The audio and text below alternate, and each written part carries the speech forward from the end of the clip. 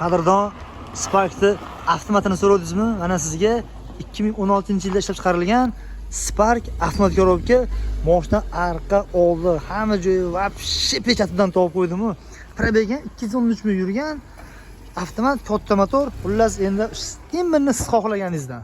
Qadrdon, bitta ko'rasiz, yoqqan bo'lsa bitta laykni, podpiskani bosib olasiz, jigarim. Nima deyapti mashina? Tanirovka razdelari hamma yo'g'i bor ekan. Mashina faqat avtomat sotilar ekan. Narxni sirasi aytib o'taman. Sizga ham borgan yo'q probega, abes hamma yo'g'i bor mashina, xudo xolasa. 200 sirasi bilinadi, mana 213 ming probega. Avtomat, katta avtomatdan o'zi sirasi bilindi mashina salonida. Shungalar tushunadi. Narxini sirasi aytib qo'yaylik. Narxi oxiri qo'lga tegishi umuman kami yo'q degan joyi $6,150. $6,150.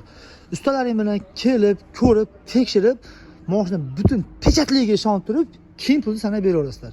Bemalol kelib tekshirib olsa ham bo'ladi. Turgan adreslari Qo'qonda. Xo'p. Kraskasi 30%, detalini o'zida, etlarida, betlarida bor. Qolgan joylari butun pechat. Xo'p, mashinani bagajni ochmoqchi edim. Bagajni ayolimda Matiz. Xo'p, mashina metanni umuman uzr-kesir ko'rmagan, metan tushmagan.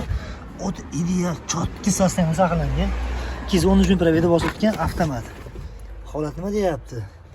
Juda ham chiroyli, chotki holat turibdi. Xudo xolasa olasiz, faqat mana siz avtomatni izladingizmi, qadrdon? Mana sizga Spark'da avtomatidan bitta topib qo'ydim.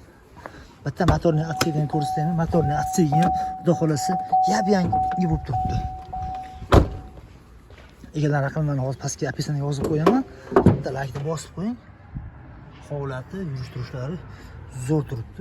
Uyingizda shuvoq bo'lyaptimi akasi? Ha, deydi. Motor ustiga narsalar tushib qolganiga. Lekin bu faqat kir xolos. Atak mashina o'zi yurish-turishlari zo'r. Chotki, tinma holatda turibdi.